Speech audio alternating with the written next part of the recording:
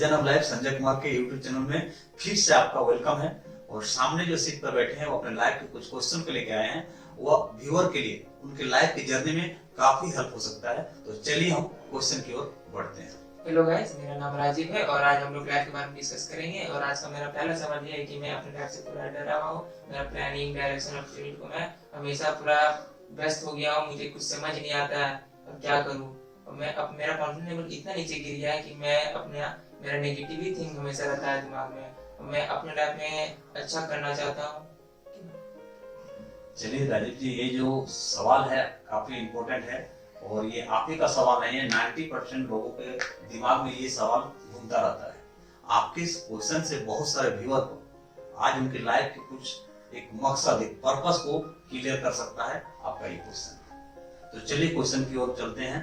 जो आपका जो कहना है, हम अपनी लाइफ में हताश हैं, कुछ समझ नहीं पा रहे हैं, फ्यूचर को लेकर डरे हुए हैं। एक बहुत बड़ा पावरफुल लाइन है। कहा जाता है, क्यों डरे जिंदगी में कि क्या होगा, क्यों डरे जिंदगी में कि क्या होगा, क्यों सोचे हर वक्त कि बुरा होगा, बढ़ते रहे मंजिल की ओर, कुछ भी ना सही पर तजुर्बा एक नया होगा। कहने का जो मतलब है कि जिंदगी में डरने से और बुरा होगा ये सोचने से कुछ नहीं होने वाला है। मंजिल की ओर बढ़ते रहें, अगर कुछ भी नहीं मिला तो एक नया तजुर्बा जरूर मिलेगा और वही तजुर्बा आपके जीवन को एक नयापन ला के दे सकता है। नया तजुर्बा ही जीवन को नयापन दे सकता है। इसको और बेहतर तरीके से समझने के लिए सबसे पहले जो आपकी लाइफ में जो दिमाग में जो घूम रहा है बहुत सारा का सवाल, जो नेगेटिविटी, उसको खत्म करने के लिए एक उपाय है, वहां से आपको शुरुआत करनी चाहिए।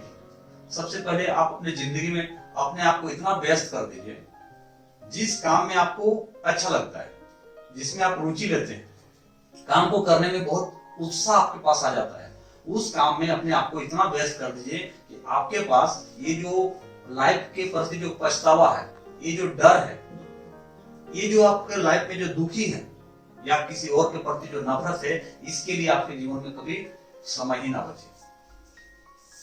आज देखा जाता है खाली समय वाले लोग ही ज्यादा अपनी लाइफ में दुखी हैं। अपने आप को व्यस्त करके अपनी लाइफ की शुरुआत कर सकते हैं। और आपको अपने लाइफ को कैसे जीना चाहिए, इसको एक कहानी के माध्यम से समझते हैं। चलिए, एक कहानी है। एक गांव में एक व्यक्ति था जो मंदिर में रहा करता था और पुजारी बन के वह एक समय साधु बन जाता है।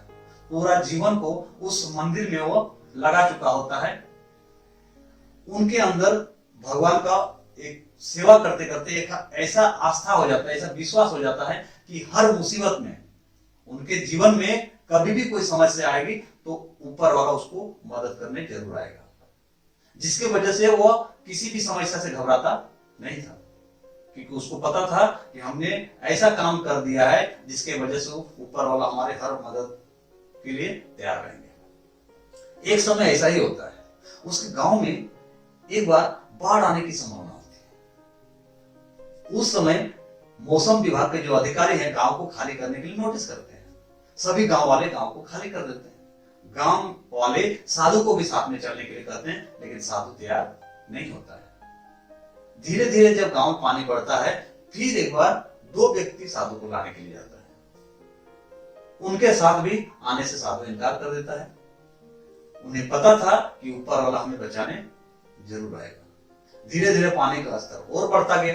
तब एक जीव को भेजा गया। वहां पे भी साधु ने इनकार कर दिया। अब पानी का स्तर इतना बढ़ चुका था कि एक नाव को भी भेजा गया साधु को लाने के लिए, लेकिन साधु यहां पर भी इनकार कर देता है। कहता है हमें ऊपर वाला बचाने के लिए जरूर आएगा, हमको उस पर विश्वास है।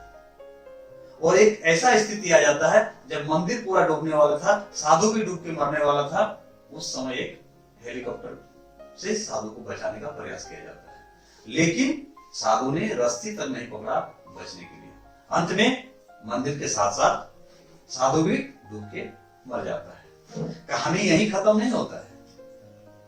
मरने के बाद भगवान के पास जाके साधु शिकायत करता है, हमको आप पर काफी भरोसा था, विश्वास था कि मेरे मुसीबत में आप आएंगे हमें बचाने के लिए, लेकिन आपने हमें धोखा दिया।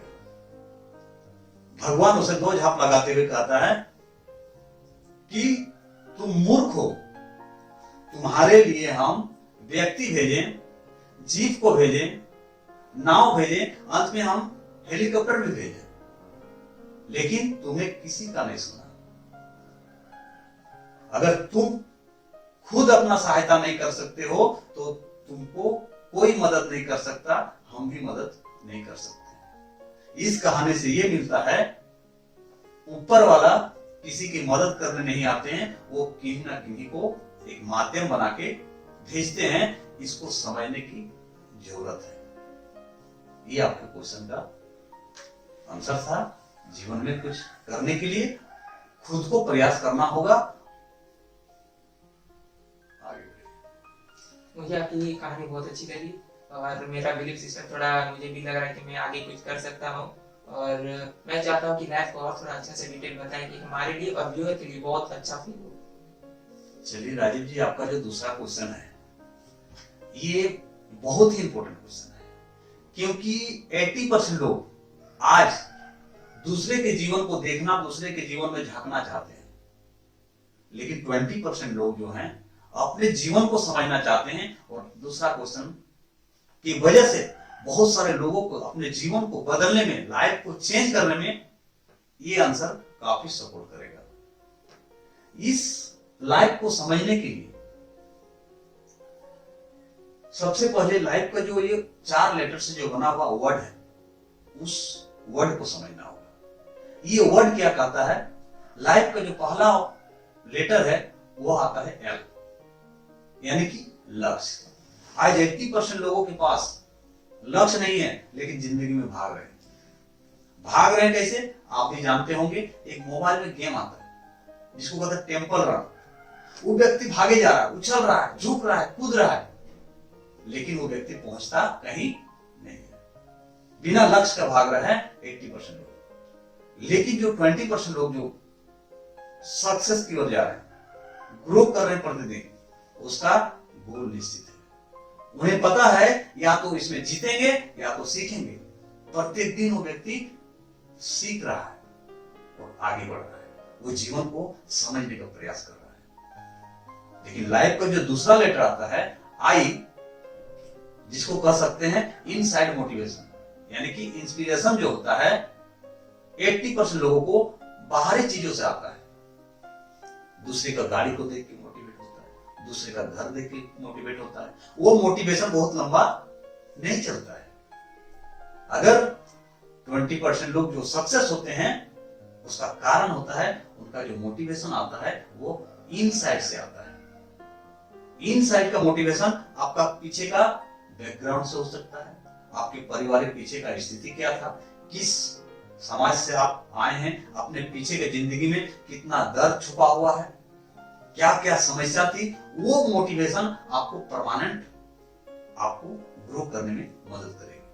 अगर आपने आपको जीवन के प्रति कुछ समझना चाहते हैं तो आप आउटसाइड का मोटिवेशन का सपोर्ट ना लेके आप इनसाइड का मोटिवेशन का सपोर्ट लें, आप अपने लाइफ में ग्रो करेंगे।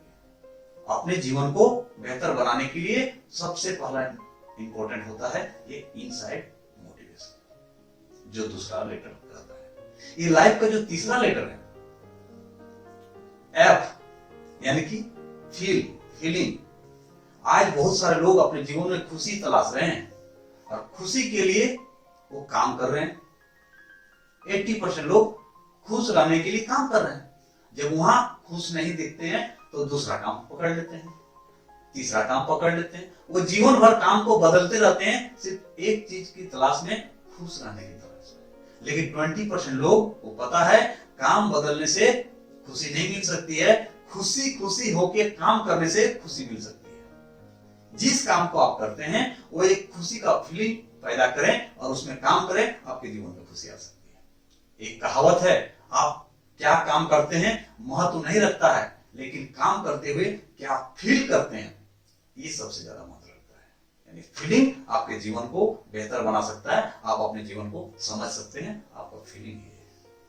और लाइफ का अगर चौथा लेटर की बात करें तो वो आता है ई, यानी कि इमोशन, भावनात्मक। आज 80% लोग अपने लाइफ में अगर बेहतर नहीं कर पा रहे हैं तो वो इमोशनली डिसीजन लेते हैं अपने लाइफ में, और इमोशनली डिसीजन बहुत ही खतरनाक होता है। बहुत कम लोग सक्सेस हो पाते हैं, वो हताश हो जाते हैं, उनका सफलता बीच में रुक जाती है। लेकिन जो सक्सेस हो रहे हैं, जो 20% लोगों की बात कर रहे हैं, वो इस इमोशन को अपने कंट्रोल में कर लेते हैं, अपने बस में कर लेते हैं, जीवन को बैलेंस बना लेते हैं। वो हर व्यक्ति के साथ, हर नेचर, प्रकृति के साथ एक सामंजस्य स्थापित कर लेते हैं, तालमेल सही कर लेते हैं। वो व्यक्ति एक बहुत महान रास्ते पर चल चुका होता है, वो अपने जीवन को समझने लगता है।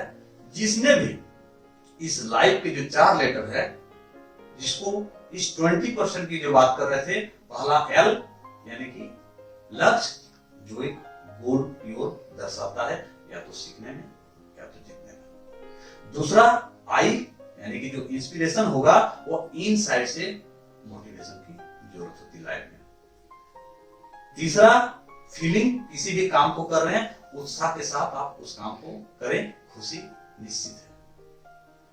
चौथा लेटर इमोशन, यानी कि जो भी डिसीजन लेना हो, पहले इमोशन को कंट्रोल में करने के बाद ही डिसीजन लेना है। जिसने इस चारों चीजों को अपने जीवन में उतारा है, वही व्यक्ति अपने जीवन को समझ सका है और लाइफ में बहुत अच्छा कुछ कर पाया है। ये आपके दूसरा क्वेश्चन का जवाब था। कहां तक आपके क्वेश्चन को हम क्लियर कर पाए वो आप ही समझ सकते हैं, और अगर व्यूअर को कुछ मैसेज देना चाहते हैं तो आप दे सकते हैं। मुझे आपकी सारी कहानी और सारी बात मुझे बहुत अच्छी लगी। मेरा बिलीफ सिस्टम थोड़ा कॉन्फिडेंट लेवल में थोड़ा हाई बढ़ चुका है मेरा। मुझे ऐसा लग रहा है कि मैं आगे लाइफ में बहुत कुछ कर सकता हूँ, और ऐसा मुझे लग रहा है कि मैं अपने लाइफ में अब कॉन्फिडेंट के साथ अपना लगन लगाऊंगा, और मेरा फोकस हमेशा एक चीज में रहेगा, और मैं हमेशा आगे बढ़ता रहूंगा। क्या आप भी भगवान का भरोसा बैठा है?